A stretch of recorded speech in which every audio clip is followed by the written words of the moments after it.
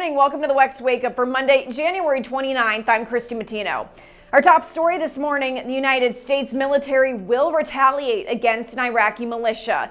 That comes after an attack that killed 3 U.S. service members and have injured 34 more. Last night in the Middle East, we lost 3 brave souls in an attack on one of our bases. And we shall respond.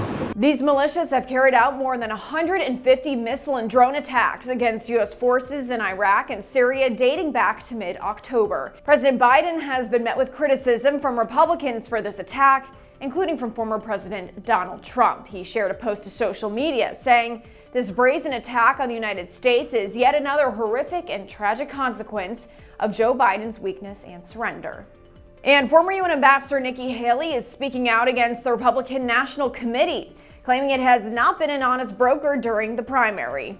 I mean, clearly not. If you're going to go and basically tell the American people that you're going to go and decide who the nominee is after only 2 states have voted, 48 states out there, this is a democracy. Haley also discussed her chances in her home state of South Carolina.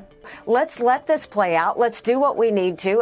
We saw South Carolinians. We had 1,500 people last night in Greenville County, and I think that Americans want to be able to make this decision themselves. Haley says she's confident that her previous defeats were only bumps in the road, comparing them to her run for governor. They did the same thing to me then. I won then, I'm going to win now. The GOP candidate has so far failed to reach 20% of support among Republicans in any national poll. She's currently at 12.6%, with Donald Trump leading at 57.7%.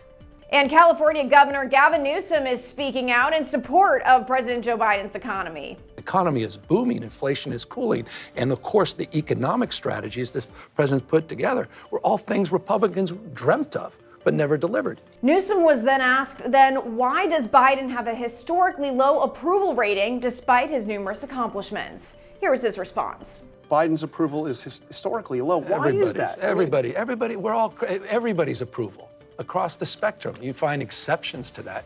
Look, it's been hard globally the last 6-7 years. According to the Pew Research Center, positive opinions of the economy are increasing, but that rise is mostly driven by Democrats. 44% believe economic conditions in the U.S. are excellent or good. The Democratic primary in South Carolina is expected to set the tone for Biden going into the general election and will show his popularity among various demographics. Thanks for joining us this morning on the WEX Wake Up. Be sure to give us a follow on social media so you stay in the know of all those headlines trending in politics.